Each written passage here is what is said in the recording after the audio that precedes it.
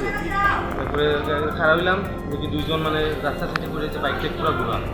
ওই সবাই মিলে গাড়িটা তুলে দেখি একটা বাইক অ্যাক্সিডেন্ট করছে। গেলাম কী হয়েছে, একটা গাড়ি লয়ে লাগছে। এখন গাড়ির তারা নম্বরও ঠিক করতে পারে না, কিছু না। আমরা তো আজ গেছি, আমরা ভালো একসাথে নিয়ে এসেছি। দুইজন